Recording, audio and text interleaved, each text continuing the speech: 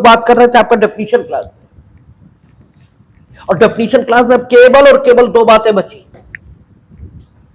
उद्धारित कर सकेगा और उद्धारित करेगा। उद्धारणा, ये आगे एविडेंस एक्ट हम लोग पढ़ेंगे, देखेंगे। दो प्रकार की उद्धारणाएं सामने आएंगी, तथ्य संबंधी उद्धारणा और विधि संबंधी उद्धारणा। तथ्य संबंधी उद्धारणाएं क्या है, विधि संबंधी उद्धारणाएं क्या है, देखेंगे। अकॉर्डिंगली जहां पर आएगी वहां पर देखेंगे उद्धारणा को अंग्रेजी में क्या कहेंगे, प्रज्यूम। ठीक है, मे प्रज्यूम एंड शैल प्रज्यूम, ये शब्द आएंगे।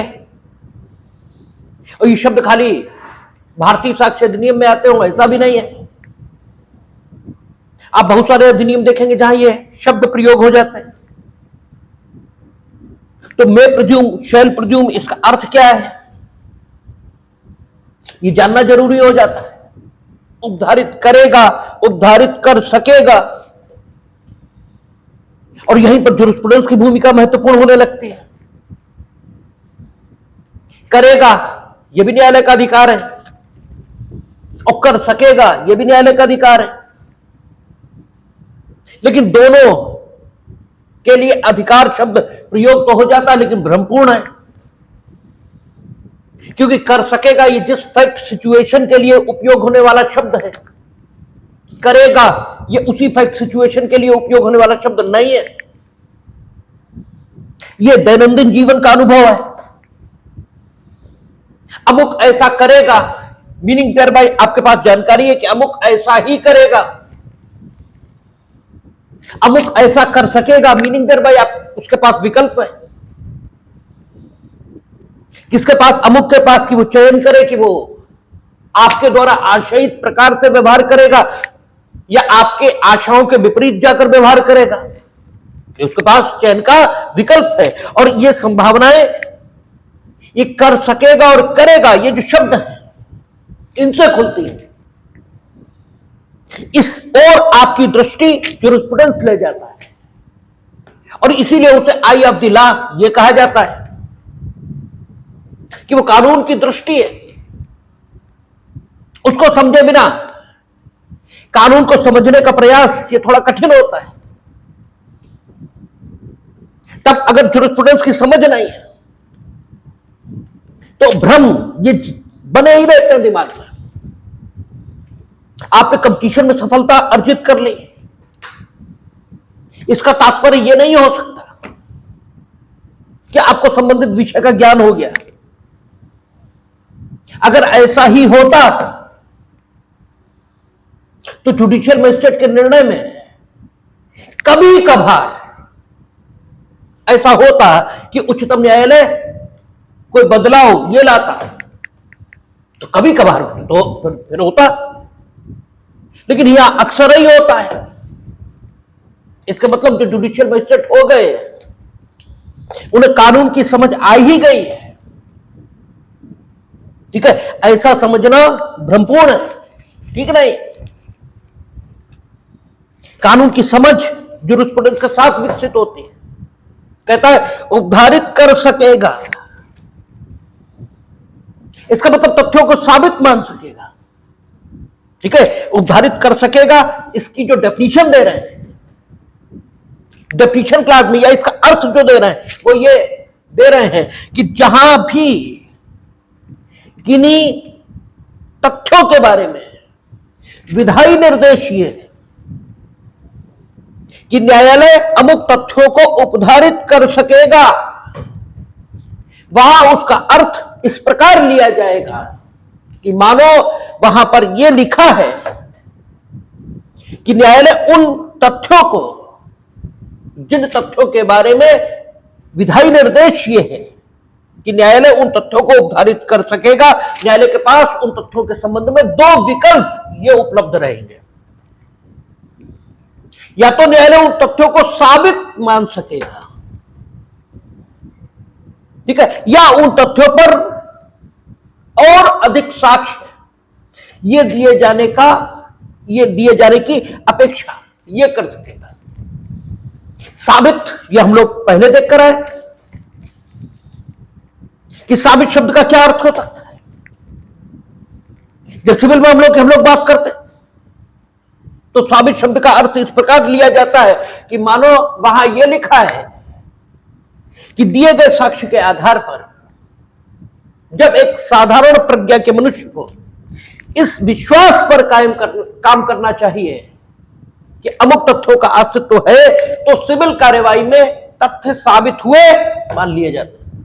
वे तथ्य जिन्हें विवादित तथ्य, फैक्ट इन डिस्प्यूट, ये कहा गया है। ये पिछली क्लास में हम लोगों की बातचीत हुई है। और जब दांडिक मामलों में, ठीक है, दांडिक मामलों में जब साबित शब्द का इस्तेमाल किया जाता है तो वहां उसका अर्थ इस प्रकार लिया जाता है कि मानो वहां यह लिखा है कि जब दिए गए साक्ष्य के आधार पर क्या हो, न्यायालय अमुक तथ्यों का अस्तित्व है, यह मान्यता, ठीक है, न्यायालय के मन में जब पैदा होती है, तब दांडिक मामलों में ये मानते हैं कि तथ्य साबित हुए, अन्यथा तथ्यों को साबित नहीं मानते हैं, अन्यथा तथ्यों को नासाबित मानते हैं। इससे विपरीत परिस्थिति में, ठीक है, तो हम लोगों ने साबित न साबित दो बातें देखी थी और साबित नहीं हुआ। एक तीसरी बात भी देखी थी, एक थर्ड डायमेंशन चीजों का, वो भी देखा था। अब कहता उद्धारित कर सकेगा, उद्धारित कर सकेगा मीनिंग देर भाई विधायिका ये लिख रही है कि जिन तथ्यों के बारे में न्यायालय को यह हक दिया गया है इस अधिनियम में, कहां कहां दिया आगे देखेंगे, बहुत जगह यह हक न्यायालय को दिया है कि न्यायालय किन्हीं तथ्यों को उद्धारित कर सकेगा। तो उद्धारित कर सकेगा मीनिंग देर भाई उन तथ्यों के बारे में क्या मान्यता, क्या विश्वास न्यायालय बना सकेगा, ठीक है, ये उद्धारित कर सकेगा, इन शब्दों का सही अर्थ होगा।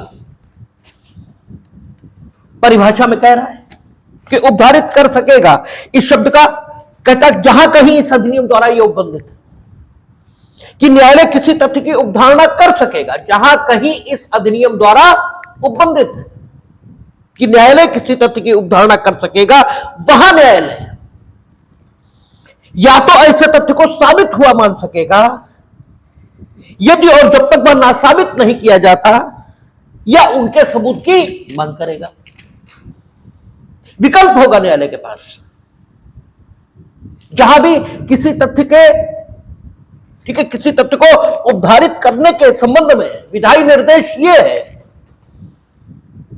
कि न्यायालय उसे साबित मान सकेगा, तो विधायिका ने हक दिया है न्यायालय को कि वो चुनाव कर ले।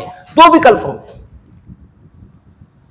जिन तथ्यों के बारे में विधायिका ने निर्देश दे दिया कि न्यायालय उद्धारित कर सकेगा, यानी जैसे सरकारी काम ठीक से किए गए, ये न्यायालय उद्धारित कर सकेगा। तो अगर कोई काम सरकारी काम की तरह किया गया है तो न्यायालय यह साबित मान सकेगा कि वाकई वो काम किया गया है, यद्यपि यह हो सकता है कि वो काम न किया गया हो।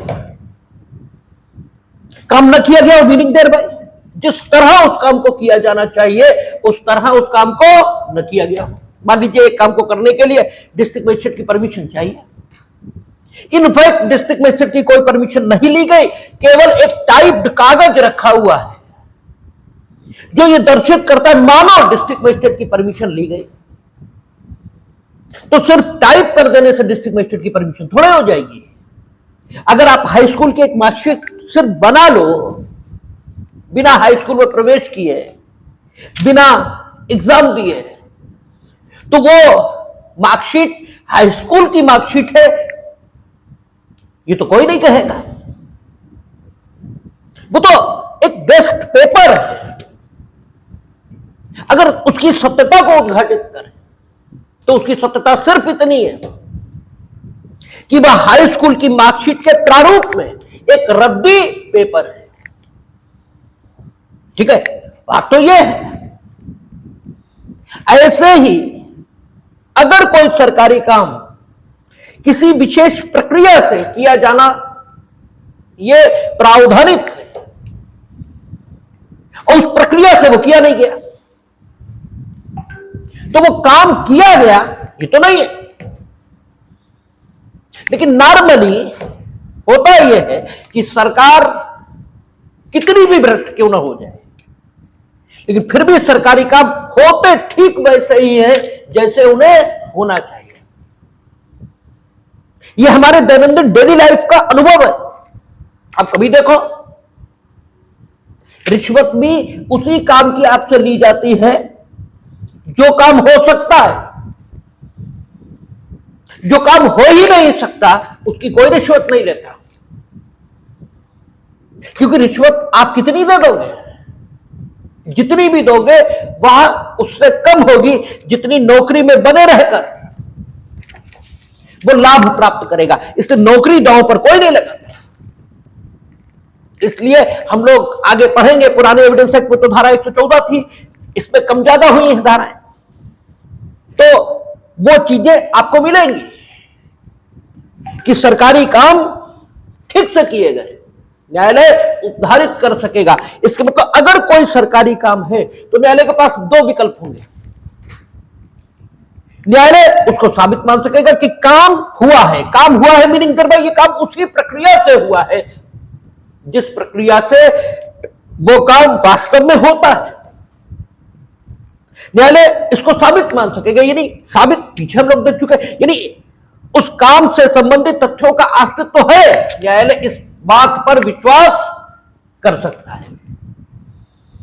और यह विश्वास न्यायालय का तब तक बना रहेगा जब तक इसको नासाबित न कर दिया जाए। यानी अगर न्यायालय ने किन्हीं तथ्यों के अस्तित्व के संबंध में अपनी मान्यता, अपनी धारणा यह बना ली है कि उन तथ्यों का अस्तित्व है, अर्थात उन तथ्यों को उसने साबित मान लिया। किस लिए? क्योंकि विधायिका ने उन तथ्यों के पूर्व यह लिखकर कि न्यायालय इन तथ्यों को उद्धारित कर सकेगा, न्यायालय को यह अधिकार दे दिया कि वह उन तथ्यों के अस्तित्व को साबित मान सके, उन तथ्यों को अस्तित्व में होना, उन तथ्यों का यह स्वीकार कर सके। और अपने उस अधिकार का उपयोग न्यायालय ने किया और उन तथ्यों के बारे में यह मान्यता निर्मित कर ली कि वे अस्तित्व में हैं। तो न्यायालय की यह मान्यता तब तक बनी रहेगी जब तक दूसरा पक्ष कुछ ऐसा सबूत न ले आए जो यह दर्शित करता हो कि वास्तव में उन तथ्यों का अस्तित्व नहीं है। ठीक है, अर्थात जब तक दूसरा पक्ष उसे ना साबित न कर दे तब तक न्यायालय उन तथ्यों को साबित मान सकेगा। न्यायालय का हक है। मान लीजिए सब कुछ ठीक है, कोई संदेह का कारण नहीं, न्यायालय साबित मान सकता है कि साहब सरकारी काम ठीक से किए गए। अब वो देख रहा है ये भी गड़बड़, ये भी गड़बड़, ये भी गड़बड़। ठीक है, तो हो सकता है ये भी गड़बड़ हो, ये भी गड़बड़ हो, ये भी गड़बड़ हो, लेकिन ये एकदम ठीक हो, ये भी हो सकता है। ठीक है, सब कुछ अगर चार चीजें गड़बड़ हैं तो पांचवी गड़बड़ होगी ही, ये माना तो नहीं जा सकता। ठीक है, तो न्यायालय इन दशाओं में, ठीक है, पांचवी गड़बड़ नहीं है इस पर भी सबूत की अपेक्षा कर सकता है, उद्धारित कर सकता है ना। नहीं किया उसने, ये जो विकल्प न्यायालय को दिया इस विकल्प का सम्यक प्रयोग वो करेगा। और सम्यक प्रयोग में वो देखता है कि अगर चार गड़बड़ें हैं तो पांचवी गड़बड़ ये सहज और स्वाभाविक है। यद्यपि वास्तविकता ये हो सकती कि पांचवी गड़बड़ न हो, ये भी हो सकता है, लेकिन सहज और स्वाभाविक यही है कि होगी और सब कुछ ठीक है। ठीक है, चार चीजें ठीक है लेकिन पांचवी फिर भी गड़बड़ हो सकती, लेकिन फिर भी सहज और स्वाभाविक यह है कि जब चार ठीक है तो पांचवी भी ठीक होगी। इसलिए विकल्प न्यायालय के पास है, उद्धारित कर सकेगा। यानी परिस्थितियों में जो अन्य साक्ष्य रखा हुआ है उनके आधार पर, ठीक है, अगर ऐसा लगता है कि अमुक तथ्यों के अस्तित्व को स्वीकार कर लेना चाहिए तो साबित मान सकेगा, वे तथ्य अस्तित्व में ऐसा स्वीकार कर सकेगा। और परिस्थितियों में अगर ऐसा लगे कि अमुक तथ्यों के अस्तित्व को स्वीकार नहीं करना चाहिए, नहीं करेगा। लेकिन अगर न्यायालय ने विधायी निर्देश के आधार पर प्रदत्त अधिकार का उपयोग करते हुए किन्हीं तथ्यों के अस्तित्व को साबित मान भी लिया, अर्थात ये मान भी लिया कि अमुक तथ्यों का अस्तित्व है, ये मान लिया, अर्थात अमुक तथ्य साबित मान लिया उसने, तो भी प्रतिपक्षी उसके पास भी यह हक होना चाहिए कि वो न्यायालय के समक्ष दर्शित कर सके। यदि दर्शित कर सकता है तो कि आपने जो कुछ साबित माना है वो गलत साबित मान लिया है, इनफैक्ट वैसा नहीं है, और अगर वो ऐसा कर देता है तो न्यायालय उन तथ्यों को ना साबित मान लेगा, ठीक है ना। तो उपधारित कर सकेगा, ये शब्द जहां भी है अधिनियम में, हम लोग आगे देखेंगे आएंगे ये शब्द, उनका अर्थ इस प्रकार लेंगे कि विधायी निर्देश जिन शब्दों के बारे में यह है कि न्यायालय उपधारित कर सकेगा, अर्थात न्यायालय प्रज्यूम कर सकेगा, वहां यह मान लिया जाएगा कि वे तथ्य जिनके संबंध में उस प्रकार का विधायी निर्देश है वे अस्तित्व में है, न्यायालय ऐसा स्वीकार कर सकेगा।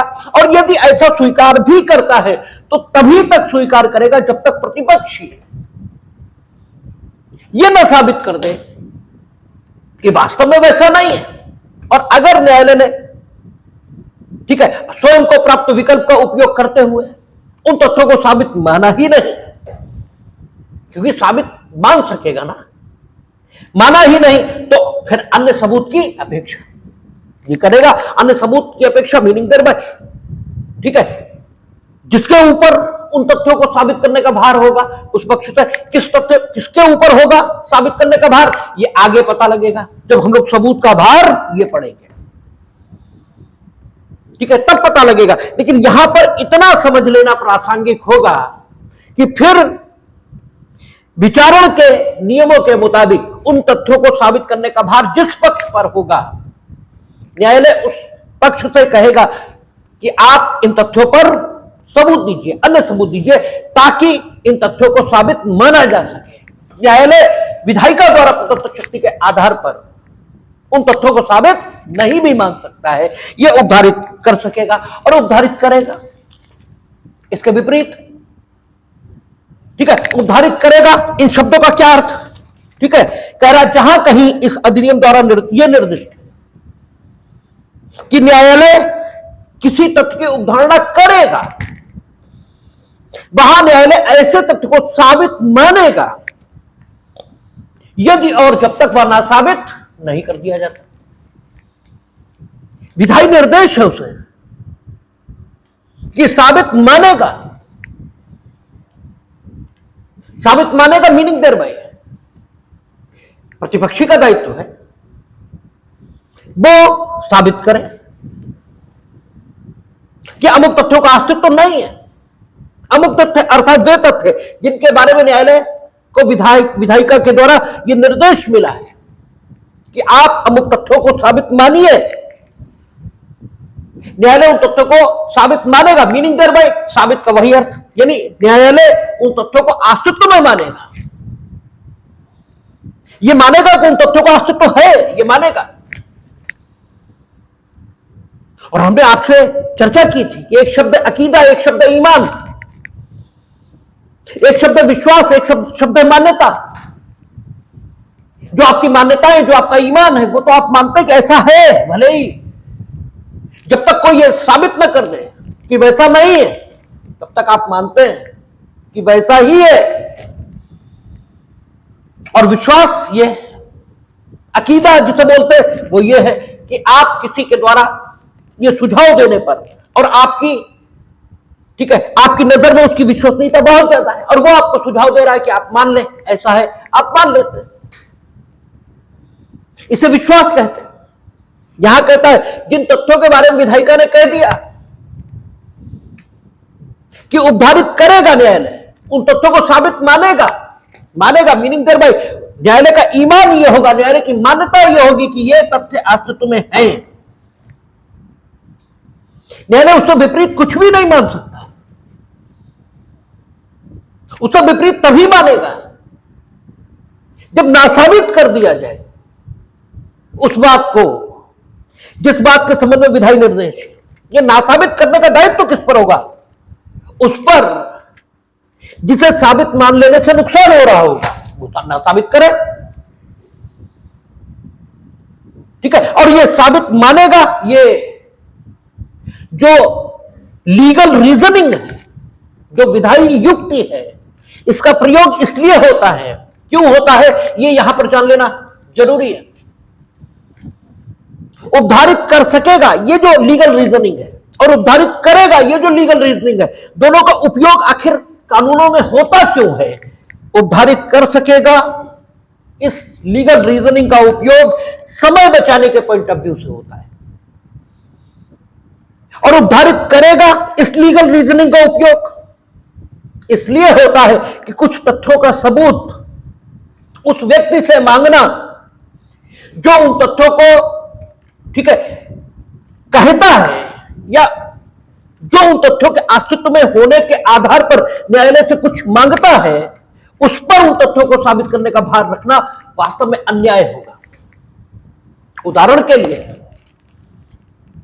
जो लीगल रीजनिंग कहती है कि साबित कर, ठीक है, न्यायालय उद्धारित कर सकेगा, वह लीगल रीजनिंग समय बचाने के पॉइंट ऑफ व्यू से होती है। सरकारी काम आमतौर से ठीक से ही किए जाते हैं। जब सरकारी काम आमतौर से ठीक से किए जाते हैं तो समय बचाने के पॉइंट ऑफ व्यू से यह मान लेना कि सरकारी काम ठीक से ही किया गया होगा,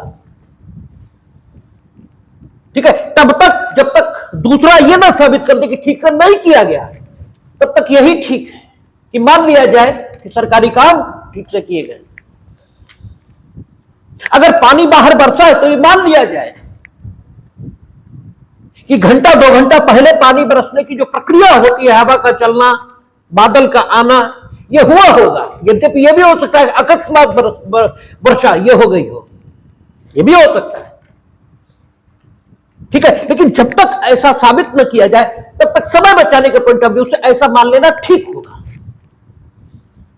और चूंकि दुनिया में कुछ भी, ठीक है, ऐसा नहीं है कि वैसा होगा ही होगा, इसलिए यह हक प्रतिपक्षी को दिया जाना कि वो चाहे तो उन तथ्यों को नासाबित कर दे, जिन तथ्यों को साबित न्यायालय मान रहा है, यह दिया जाना न्याय संगत होगा, इसलिए उद्धारित कर सकेगा में यह लिखा है। और उद्धारित करेगा यह जो लीगल रीजनिंग है, यह इसलिए प्रयुक्त होती है कि कुछ दशाओं में किसी व्यक्ति पर किन्हीं तथ्यों को साबित करने का भार यह रखा जाना अन्याय दिख सकता है, अन्याय।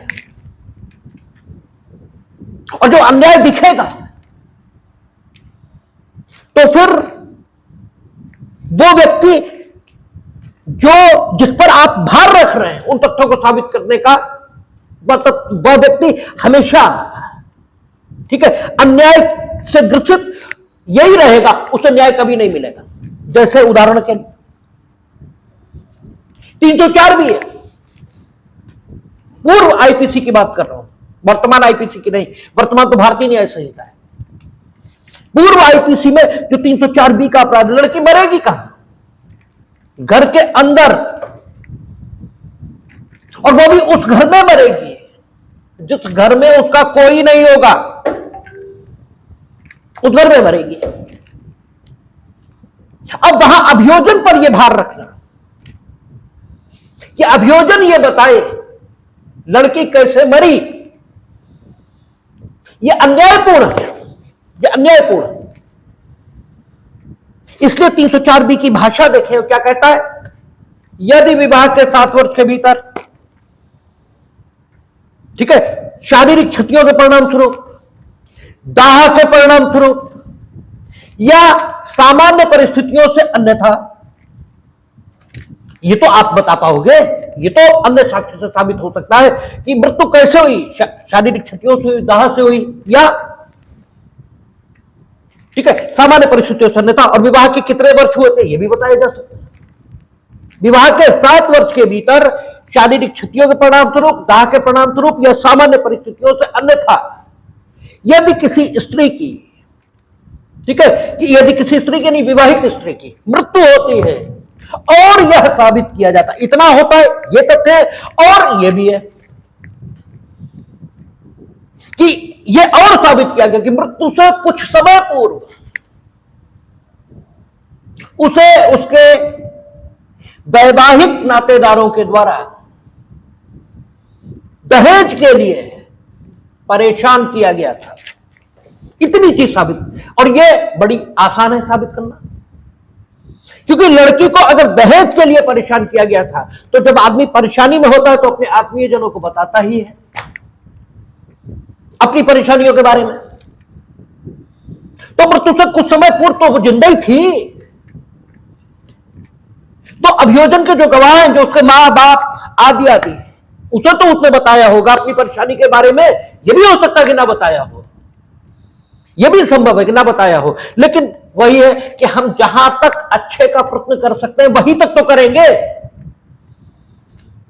अब नहीं बताया तो फिर हम क्या करें, ठीक है, लेकिन उम्मीद यही है कि बताया होगा। तो इसलिए कानून कहता है कि और यदि यह साबित कर दिया गया, यह भी साबित कर दिया गया, ऐसे कहे तो ज्यादा अच्छा है, और यदि यह भी साबित कर दिया गया कि मृत्यु से कुछ समय पूर्व उसे दहेज के लिए उसके वैवाहिक नातेदारों ने परेशान किया था, तो क्या होगा, न्यायालय यह उपधारित करेगा, ये शब्द है कि उस स्त्री की मृत्यु दहेज मृत्यु है, और ऐसा नातेदार कैसा, जिसने उसे दहेज के लिए परेशान किया था मृत्यु से कुछ समय पूर्व, वो उसकी दहेज मृत्यु कारित करने वाला है। अब यह हो सकता है कि सास ने शादी के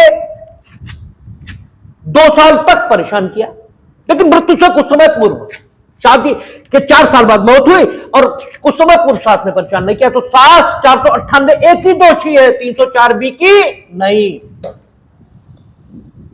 ऐसा नातेदार है 304 बी का दोषी, जिसने मृत्यु से कुछ समय पूर्व परेशान किया। अब यह भी संभव है कि मृत्यु तो शारीरिक क्षतियों से ही हुई, यह भी सही है कि मृत्यु से कुछ समय पूर्व उसे दहेज के लिए परेशान भी किया गया था, यह भी सही है, लेकिन वैवाहिक नातेदारों का उसकी मृत्यु कारित करने में कोई रोल नहीं है। क्योंकि देखिए, परेशान करना अलग बात है और मार डालना अलग बात है, ठीक है, परेशान तो लोग कर सकते हैं, लेकिन मार डालना ज्यादा क्रूरता है। यह संभव है कि परेशान किया और मार ना डाला, क्योंकि परेशान तो करते थे, लेकिन कपड़े, हमने पहले भी कहा कि कपड़े वो उतारने छत पर गई थी और बंदर दौड़ा, ठीक है, बचने का प्रयास किया, नीचे गिरी, मर गई। अब शारीरिक क्षतियों से ही मृत्यु होगी, ठीक है, 7 साल शादी को नहीं हुए, ये भी सही है, मृत्यु से कुछ समय पूर्व परेशान करते थे दहेज के लिए, ये भी सही है, लेकिन मृत्यु में कोई रोल नहीं है, इसलिए दहेज मृत्यु के लिए इन्हें दंडित किया जाना ये ठीक नहीं है। लेकिन वो बंदर के दौड़ने से मरी या कैसे मरी हम कैसे जाने, क्योंकि उसके जो नियर एंड डियर हैं वो तो वहां नहीं है। इसलिए न्यायालय ने, ठीक है, विधायी निर्देश क्या है कि न्यायालय उपधारित करेगा, न्यायालय मानेगा ये कि उसकी मृत्यु दहेज मृत्यु है और आपने मारा है उसको, ये मानेगा, लेकिन इसे साबित तब तक ही मानेगा, इसे तभी तक साबित मानेगा जब तक कि दूसरा पक्ष यह साबित नहीं कर देता कि हमने नहीं मारा, यह सही है, परेशान हमने किया दहेज के लिए, तो हम 498 ए के दोषी हैं पुरानी आईपीसी के मुताबिक। हम दहेज मृत्यु के थोड़े हैं, लेकिन हम दहेज मृत्यु के नहीं हैं, यह साबित करने का भार उसी पर होगा। क्यों? क्योंकि तथ्यों की स्थिति ऐसी है कि वही बता सकता है कि कैसे मरी, कैसे मरी ये तो आप ही बताएंगे, ठीक है। तो ये जो लीगल रीजनिंग है उपधारित करेगा, इसका उपयोग लेजिस्लेचर वहीं पर करती है जहां पर तथ्यों को साबित करने का भार अन्य पक्ष पर रखा जाना अन्यायपूर्ण दिखने लगे। इन परिस्थितियों में अगर अभियोजन पर, ठीक है, तथ्यों को साबित करने का भार रखा जाए तो यह अन्यायपूर्ण दिखेगा, क्योंकि अभियोजन कभी यह साबित कर ही नहीं पाएगा। कैसे कर देगा? उसे क्या मालूम कैसे बनी? ठीक है, उसे तो मालूम हो ही नहीं सकता। इसलिए इस लीगल रीजनिंग का उपयोग ये किया जाता है। तो दो लीगल रीजनिंग है, एक उपधारित कर सकेगा और दूसरी उपधारित करेगा। दोनों का उपयोग क्यों, ये जानना जरूरी होता है। दोनों का उपयोग इसलिए करते हैं कि उपधारित कर सकेगा, इस लीगल रीजनिंग से हम समय की बचत करते हैं, और उपधारित करेगा, इस लीगल रीजनिंग का उपयोग करके हम तथ्यों को, ठीक है, जब साबित करने का भार दूसरे पक्ष पर रखा जाना अन्यायपूर्ण दिखने लगे, ठीक है, तथ्यों के घटित होने की जो नेचुरल क्रम है उनमें, तब तथ्यों को साबित करने का भार हम दूसरे पक्ष पर शिफ्ट करते हैं इन शब्दों के माध्यम से। ठीक है, और ये एकदम उचित है, इससे उचित बात कोई हो ही नहीं सकती। ये किसी के प्रति अन्याय नहीं है। आपके घर में कोई मरा, आप ही तो बताएंगे कैसे मरा। कोई कैसे बता सकता है? कोई तो सिर्फ उतना ही बता सकता है, ठीक है, जो उसके जिंदा रहने के पूर्व घटित हुआ, क्योंकि उसके बारे में संभावना है कि उसने अपने जीवन की अवस्था में अपने साथ घटित घटनाओं की सूचना किसी अन्य को दी होगी। लेकिन मृत्यु ये कैसे हुई, मृत्यु की परिस्थितियां क्या हैं, ये तो वही बता पाएंगे जो उस समय थे। ठीक है, कुछ अपराध ऐसे हैं जो बहुत अकेले में ही होते हैं। ठीक है, बलात्कार वो भी उन्हीं में से एक। वहां भी कंसेंट का प्रश्न, केवल सम्मति का। आप लोग इसके बारे में भी बड़ा गलतफहमी में रहते हैं, ऐसा कुछ भी नहीं, केवल सम्मति का प्रश्न, केवल सम्मति का प्रश्न। और वो भी हर बलात्कार में नहीं, हर बलात्कार में कुछ नहीं। जब कस्टडी में, ठीक है, 114(2) पिछले एविडेंस एक्ट में थी, इसमें भी कुछ होगी। जब आएगी यथास्थान तो देखेंगे। फिलहाल इतना समझ लेना पर्याप्त है कि जब कभी तथ्यों की स्थिति, तथ्यों के घटित होने का क्रम प्रकृति के अनुसार ऐसा हो कि उन तथ्यों के घटित होने की जानकारी एक विशेष पक्ष को ही हो सकती है, तब उस विशेष पक्ष पर ही विधायिका उपधारित करेगा। इन शब्दों के माध्यम से उन तथ्यों को साबित करने का भार ये उत्पन्न कर देती है। ये एक लीगल रीजनिंग है, एक विधिक तर्क युक्ति है, जिसके माध्यम से न्याय घटित करने का प्रयत्न यह होता है। न्याय अर्थात वो जिसे होना चाहिए, यही न्याय की संकल्पना है। ठीक है, तो उपधारित करेगा, उपधारित कर सकेगा। ठीक है, और निश्चय साथ हम लोग पहले ही एक लेक्चर में बात हो चुकी। तो डेफिनेशन क्लास पूर्ण हुआ। डेफिनेशन क्लास में एक एक शब्द की व्याख्या ये की गई है। अब की डेफिनेशन क्लास में आपका सबसेक्शन 2 ये भी ले आए। ठीक है, सबसेक्शन 2 में कहता है इसमें प्रयुक्त शब्द और पद जो इस अधिनियम में परिभाषित नहीं है, किंतु सूचना प्रौद्योगिकी अधिनियम 2000, भारतीय न्याय संहिता 2023 और भारतीय नागरिक सुरक्षा संहिता 2023 में परिभाषित है, का क्रमशः वही अर्थ होगा जो उनका उक्त अधिनियम और संहिता इसमें है। इस प्रकार की लाइन आपको पहले सीआरपीसी में मिलती थी। इस प्रकार की लाइन इससे पहले सीआरपीसी में ये कहते थे कि जो शब्द और पद यहां परिभाषित नहीं है किंतु आईपीसी में परिभाषित है, तो उनका वही अर्थ लिया जाएगा जो उन्हें आईपीसी में दिया गया है। इस प्रकार की लाइन पहले वहां मिलती थी, अब उन्होंने एविडेंस में भी लिख दी कि भारतीय प्रौद्योगिकी अधिनियम 2000, इसमें कोई शब्द डिफाइंड है, या भारतीय न्याय संहिता में कोई शब्द डिफाइंड है, या भारतीय नागरिक सुरक्षा संहिता इसमें कोई शब्द डिफाइंड है, तो और वो यहां डिफाइंड नहीं है, तो उनका वह अर्थ लिया जाएगा जो उक्त अधिनियम संहिता में उन्हें दिया गया है। लेकिन अगर यही डिफाइंड, मान लीजिए भारतीय न्याय संहिता इसमें भी डिफाइंड है, भारतीय नागरिक सुरक्षा संहिता इसमें भी डिफाइंड है, ठीक है, और आपका भारतीय प्रौद्योगिकी अधिनियम 2000 इसमें भी डिफाइंड है, और एविडेंस एक्ट इसमें भी डिफाइंड है।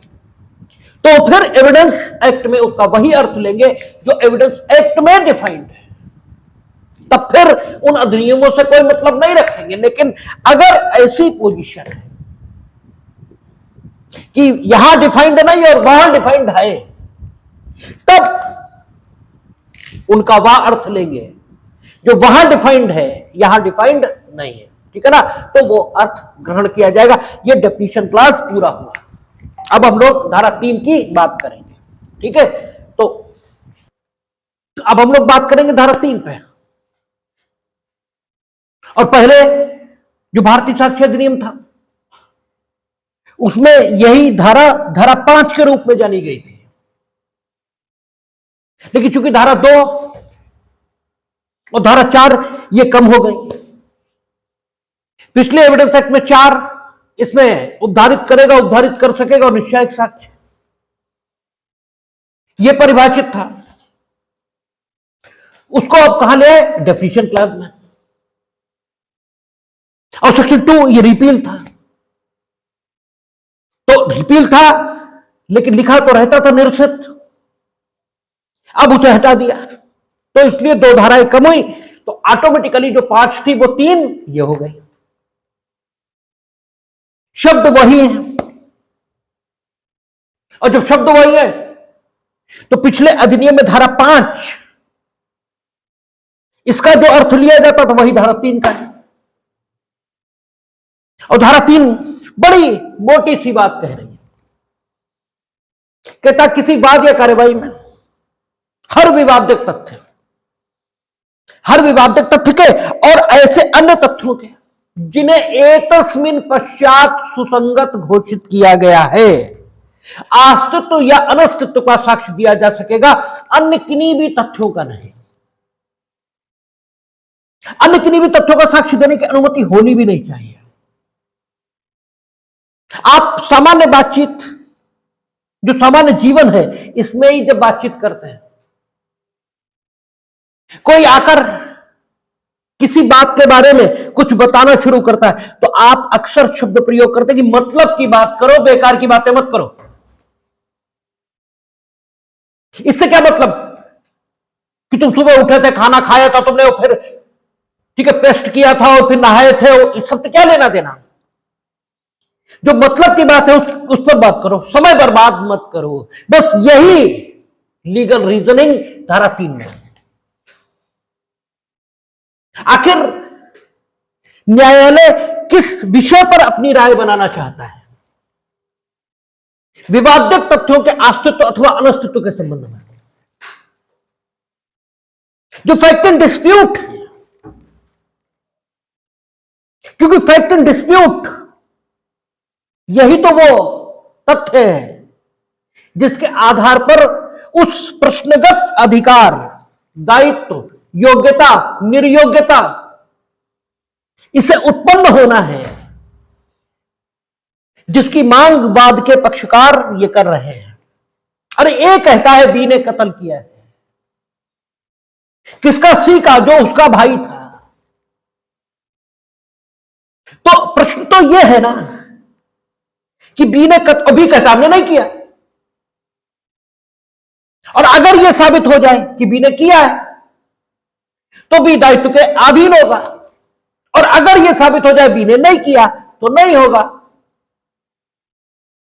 कत्ल यह नहीं है कि कोई किसी के हाथ से मर जाए बस और कत्ल हो, यह नहीं है। कत्ल किया बी ने, इसके लिए साबित करना होगा ए को कि उसने सी को मार डालने के आशय से ही एक काम किया था। यह काम करने से पहले बी जानता था कि इस काम से सी की मृत्यु हो सकती है, और हो ही नहीं सकती, बल्कि इतनी संभाव्य कि प्रत्येक परिस्थिति में सी ही नहीं कोई हो मर ही जाएगा उस काम से, और उस काम से सी मर गया। ठीक है ना, इस प्रकार की चीजें साबित करनी होंगी। ए को, तभी भी दायित्व के अधीन जाएगा। तो इसमें कुछ तथ्य हैं कि क्या बी ने ए को मारा, एक तथ्य है। क्या बी ने ए को उसी आशय से मारा जिस आशय का वर्णन पिछली आईपीसी में धारा 300 में किया गया है, क्या उसी आशय से मारा था? ये सारे विवादित तथ्य हैं, इसमें क्वेश्चन डिस्प्यूट है। तो न्यायालय को जो राय बनानी है वो इन्हीं विषयों पर बनानी है, अर्थात न्यायालय को अपनी राय विवादित तथ्यों के संबंध में बनानी है। तो अगर कोई साक्षी न्यायालय के समक्ष विवादित तथ्यों के संबंध में साक्ष्य देता है कि हमने देखा बी ने ए को गोली मारी, ठीक है, ये साक्ष्य ग्राह्य होना चाहिए, ठीक है ना, क्योंकि विवादित तथ्यों का ही साक्ष्य दे रहा है वो, ठीक है ना। वो किसका साक्ष्य दे रहा है? विवादित तथ्यों का। और दूसरा कौन सा साक्ष्य ग्राह्य होना चाहिए? दूसरा वो साक्ष्य ग्राह्य होना चाहिए जिसका विवादित तथ्यों से इस प्रकार का संबंध है। दूसरा उस तथ्य का साक्ष्य भी ग्राह्य होना चाहिए जिस तथ्य का विवादित तथ्यों से इस प्रकार का संबंध है कि अगर उस तथ्य का वह संबंध साबित किया जाए तो विवादित तथ्यों के अस्तित्व के संबंध में न्यायालय को अनुमान लगा पाना सहज ही होगा, ठीक है। वो तथ्य भी न्यायालय के समक्ष साक्ष्य के रूप में प्रस्तुत किया जाना चाहिए। अर्थात बी के पास सी को मार डालने का कारण था, इसलिए कि बी सी का देनदार था, ठीक है, और सी अपने पैसे वापस मांग रहा था, तो बी के पास कारण उपलब्ध था। लेकिन सिर्फ कारण होने के कारण हो सकता है, ठीक है, सी बहुतों का लेनदार हो, खाली बी का लेनदार हो, ये जरूरी थोड़ा ही है,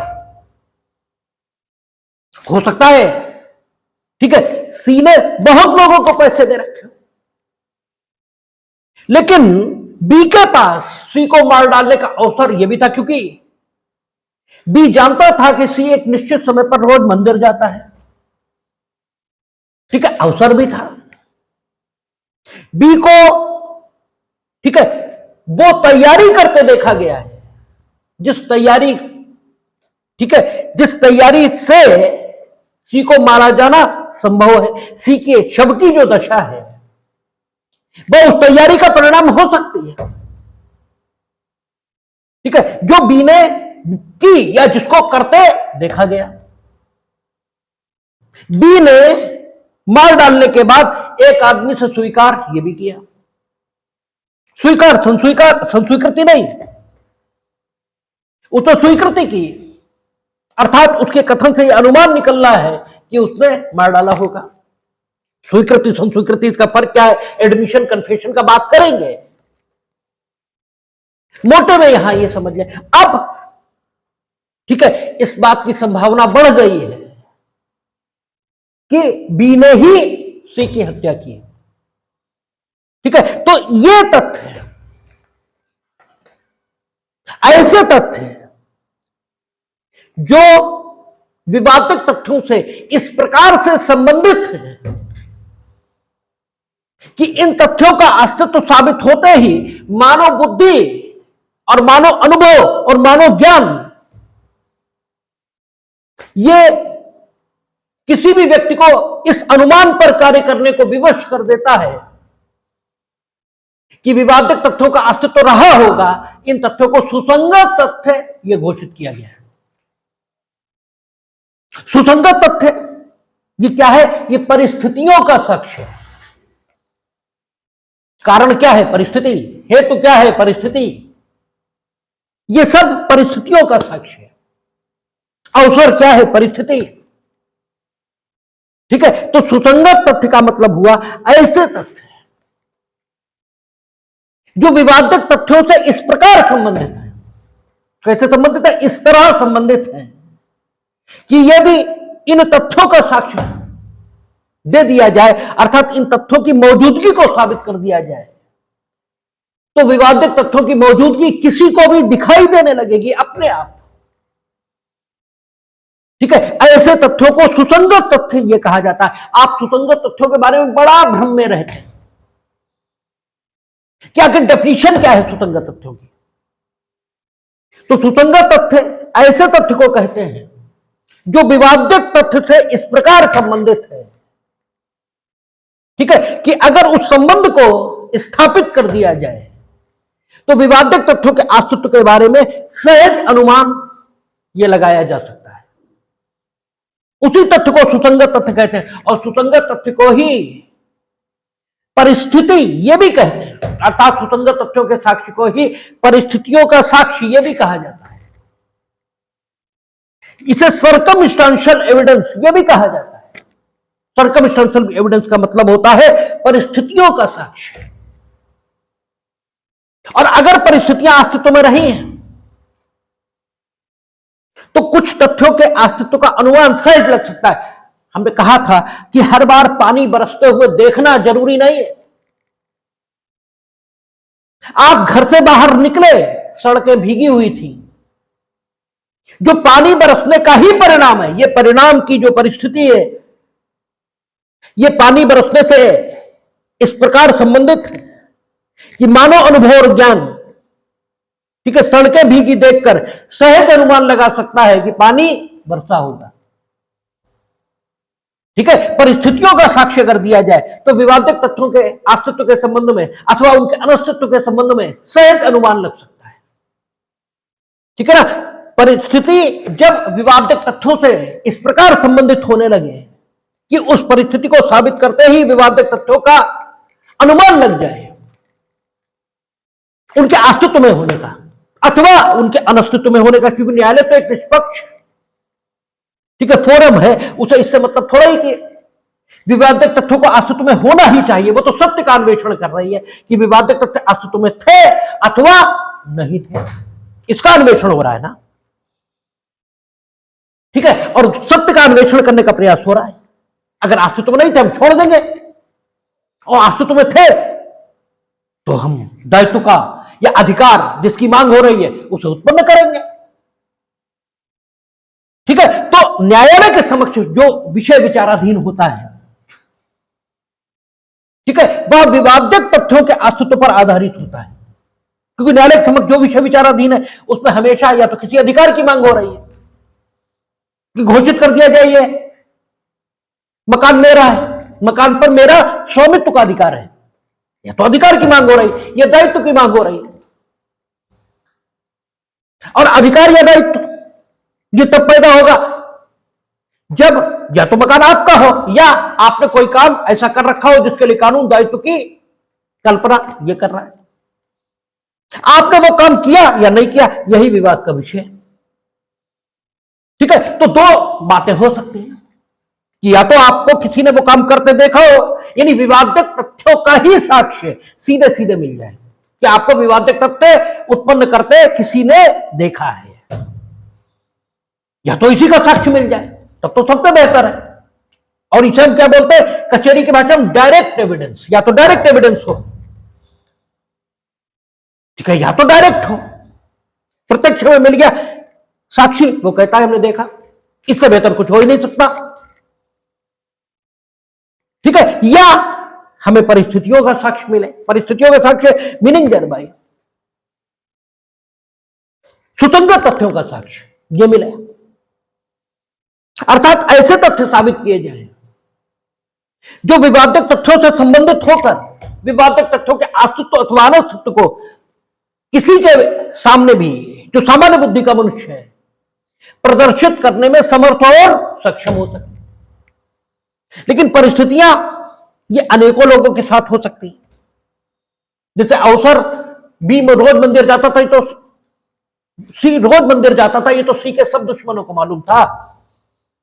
मान लीजिए सी के एक से अधिक दुश्मन थे, ठीक है ना, और सबसे उसका लेनदारी और देनदारी का संबंध था।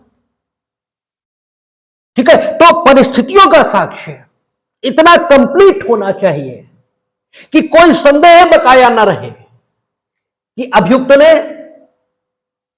ठीक है, इसी ने अमुक व्यक्ति की हत्या की है, ये यही वो व्यक्ति है जिसने कोई ऐसा काम किया जिसके आधार पर इसका दायित्व तो इस पर आना चाहिए, तभी परिस्थितियों के साक्ष्य के आधार पर किसी को दंडित अथवा दोषमुक्त ये किया जाता है। और इसे कचेरी भाषा में क्या कहते हैं कि सर्कमस्टेंशियल एविडेंस की चेन कंप्लीट होनी चाहिए, इसमें से एक कड़ी भी टूटनी नहीं चाहिए।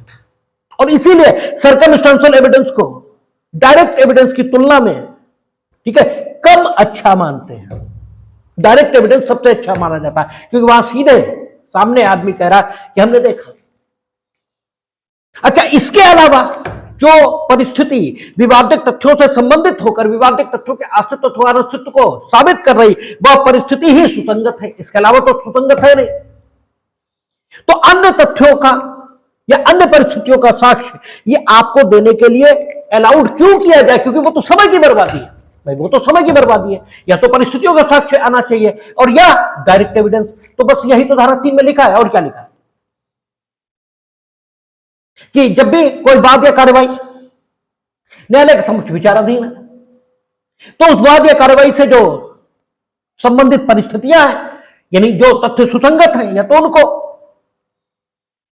और या वाद या कार्रवाई में जो विषय विवाद है उसको घटित होते हुए जिसने स्वयं देखा है, अर्थात विवादित तथ्यों का साक्ष्य। बस यही ग्राह्य होगा, इसके अलावा कुछ भी नहीं। आपकी किताबों में आर बनाम रिचर्डसन जो मुकदमा नोट है, उसमें क्या है, परिस्थितियों का साक्ष्य दिया। लड़की की हत्या हुई है, लड़की की हत्या के जख्म शरीर पर ये बताते हैं कि वो आत्महत्या नहीं है, ठीक है ना, क्योंकि कोई भी अपना गला इस ढंग से नहीं काट सकता, फांसी लगा सकता है, ठीक है, गला नहीं काट, क्योंकि गले में जैसे दर्द होना शुरू होगा उस गहराई तक आप काट ही नहीं पाएंगे जहां पर मरना जरूरी है, जहां परिणाम मरने के रूप में सामने आएगा उस गहराई तक काट ही नहीं पाएंगे। तो जख्मों की प्रकृति यह बताती है कि उसकी हत्या हुई है, ठीक है।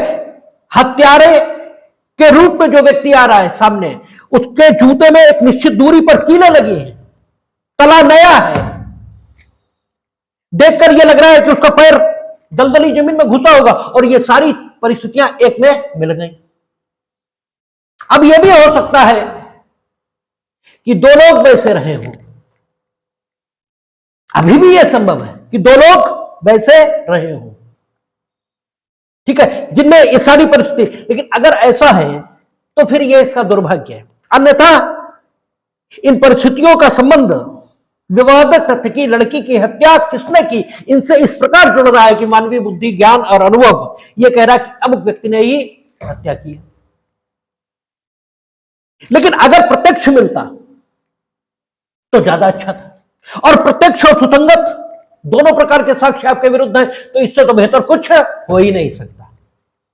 लेकिन कम से कम न्यूनतम किसी वाद या कार्रवाई में जो साक्ष्य दिया जाना चाहिए वो किसका, या तो विवादित तथ्यों का और या सुसंगत तथ्यों का, या तो परिस्थितियों का और या प्रत्यक्ष जिसने देखा हो, दो। और इसके अलावा कोई दिया जाता है तो वो समय की बर्बादी है, जो कि आप आम जीवन में भी पसंद नहीं करते।